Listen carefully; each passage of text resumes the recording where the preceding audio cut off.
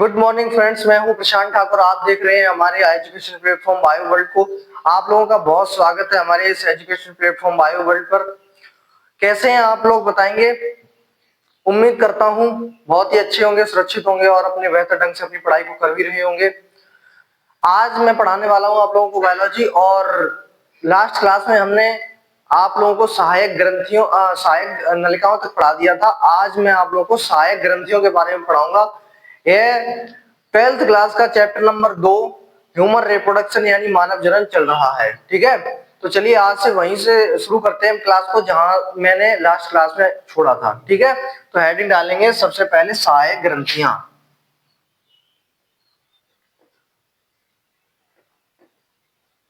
सहायक ग्रंथियां, सहायक ग्रंथियां।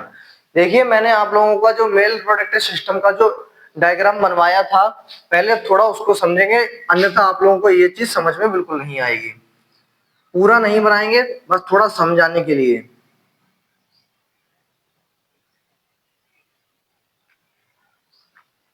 पूरा नहीं बनाएंगे, बस थोड़ा समझाने के लिए बना दे रहे, नहीं तो बिल्कुल भी समझ में नहीं आएगा।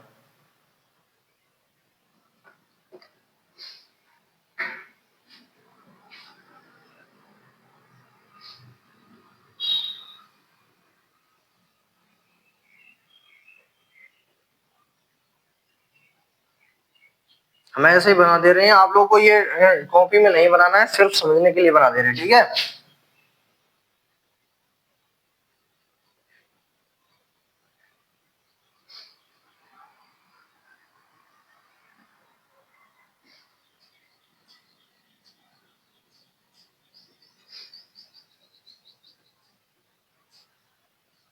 इधर भी वैसा ही एक वृषण का कोष बनेगा। ठीक है, देखिए यहाँ पर मैंने आप लोगों को 3 ग्रंथियों के बारे में पढ़ाया था। 3 ग्रंथियों के बारे में आज उसी चीज को डिटेल करेंगे। ठीक है,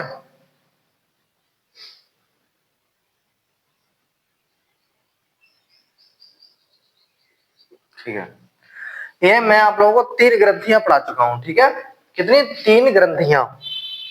कौन कौन सी थी? सबसे ऊपर वाली थी हमारी शुक्राशय। सबसे ऊपर वाली थी हमारी शुक्राशय। दूसरी थी हमारी पुरस्थ। और नंबर 3 हमारी थी काउपर्स, काउपर ग्रंथि। काउपर ग्रंथि, यह 3 ग्रंथियां मैं आप लोगों को पढ़ा चुका हूं। ठीक है, अब यहीं से इस चीज को डिटेल करेंगे। ठीक है, यहीं से इस चीज को डिटेल करेंगे। सबसे पहले हम पढ़ेंगे, सबसे पहले आप लोग हेडिंग डालेंगे यहाँ पे। चलिए दूसरे स्लाइड पर लिख देता हूं। ठीक है, ये वाला पहले समझ लिया आपने। अब देखिए दूसरी स्लाइड पर समझेंगे। देखिए, अब सबसे पहली ग्रंथि हमारी थी शुक्राशय। 3 ग्रंथियां पढ़ाई मैंने आप लोगों को। कौन कौन सी? शुक्राशय, पुरस्थ ग्रंथि और काउपर्स ग्रंथि। सबसे पहली वाली देखेंगे,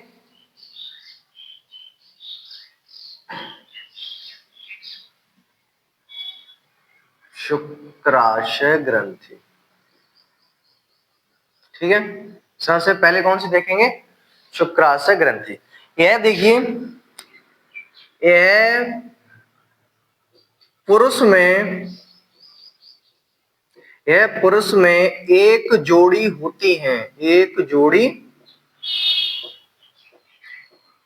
होती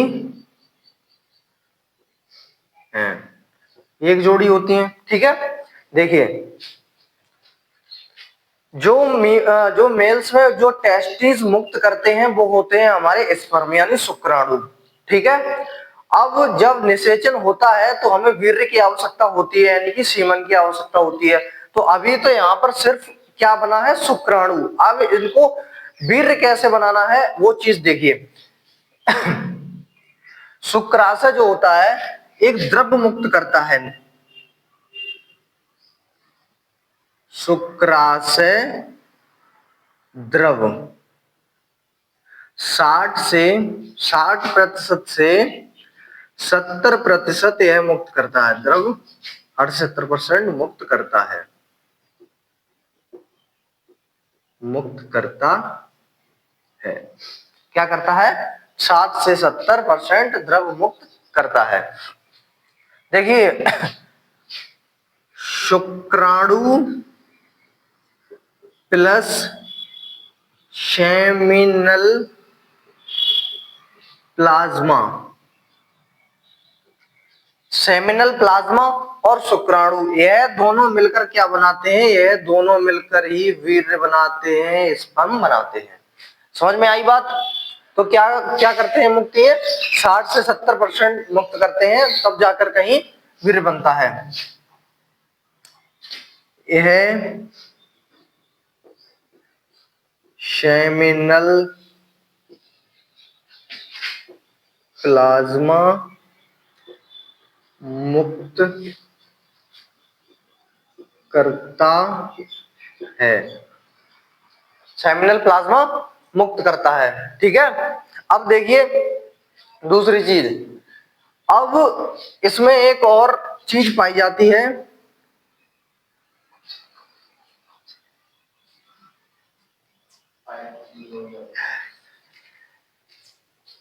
फाइब्रिन,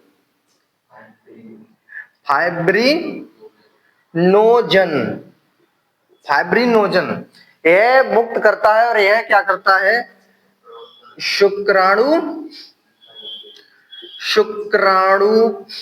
का थक्का जमा देता है। देखिए क्या होता है, जो हमारा स्पर्म होता है उसे कहां जाना होता है, फीमेल्स वजाइना। चलिए अब दूसरे नंबर की ग्रंथि हमारी कौन सी थी, पुरस्थ ग्रंथि, पुरस्थ ग्रंथि, पुरस्थ ग्रंथि। अब देखिए क्या था, यह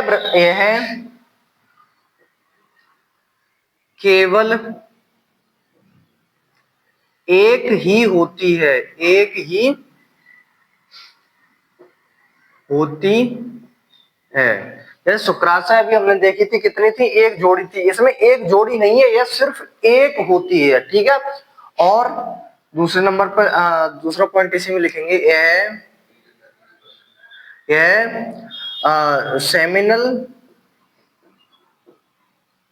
सेमिनल प्लाज्मा का 30% भाग मुक्त करती है। देखिए या तो हम यहाँ पर ऐसे लिखते हैं, यह वीर्य का 30% भाग मुक्त करती है, लेकिन वीर्य बनता कैसे से, इसी से तो बनता है, सेमिनल प्लाज्मा से। तो हम चाहे डायरेक्टली लिख सकते हैं, या ऐसे लिख सकते हैं कि पुरस्थ द्रव्य मुक्त करता है। ठीक है, या पुरस्थ द्रव्य लिख देंगे, या तो डायरेक्ट लिख देंगे सीधा सीधा, सेमिनल प्लाज्मा का 30% भाग मुक्त करती है। ठीक है, अब देखिए यह फाइब्रिनोलाइसिन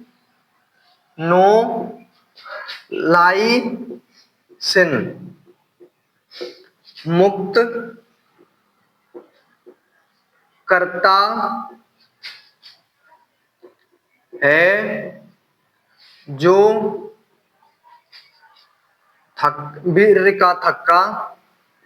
वीर्य का थक्का जमने से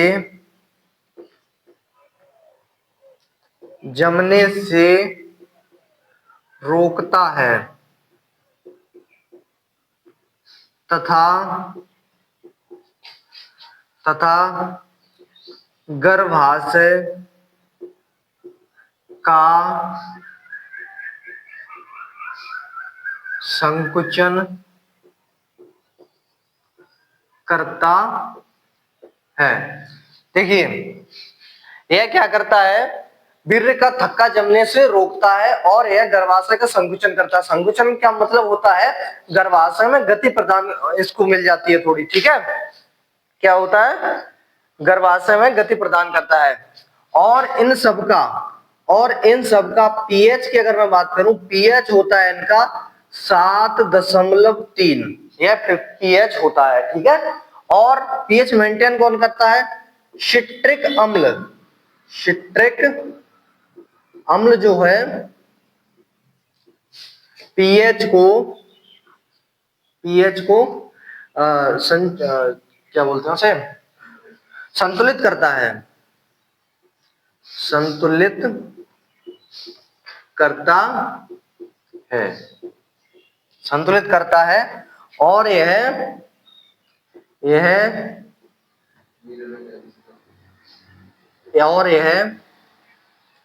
वीर्य में कैल्शियम, बहुत बड़ी लाइन है एनसीईआरटी, कैल्शियम प्रदान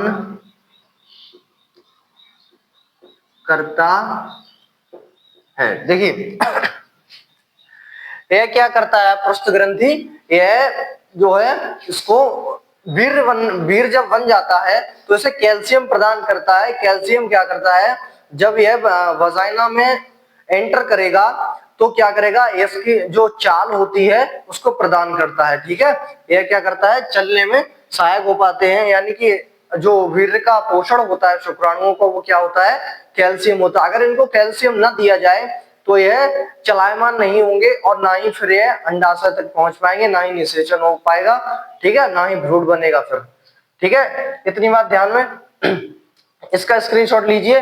अब हम पढ़ाएंगे आप लोगों को काउपर्स ग्रंथि के बारे में, ठीक है। चलिए देखिए, अब देखिए हम पढ़ेंगे काउपर्स ग्रंथि के बारे में। काउपर्स के बारे में ज्यादा कुछ पढ़ने के लिए है ही नहीं। काउपर ग्रंथि, देखिए इसमें कुछ ज्यादा पढ़ने के लिए है नहीं। यह क्या करता है, यह एक जोड़ी होता है,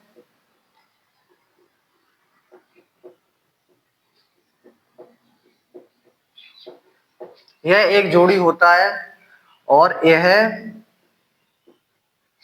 काउपर्स का काउपर द्रव का 10% भाग मुक्त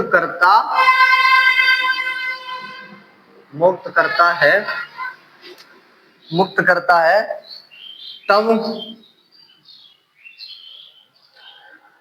तब वीर्य का पूर्णतः निर्माण हो पाता है, पूर्णतः निर्माण होता है, ठीक बात। अब देखिए हमारी तीनों ग्रंथियां कंप्लीट हो चुकी हैं, ठीक है। अब हम क्या करेंगे, देखिए अब इसमें खत्म होगी सारी चीज, अब ये नहीं हटेंगे। देखिए समझाने के लिए आप लोगों को बता रहे हैं। सबसे पहले था हमारा शुक्राशय द्रव, क्या था, शुक्राशय द्रव प्लस शुक्राशय द्रव प्लस पुरस्थ द्रव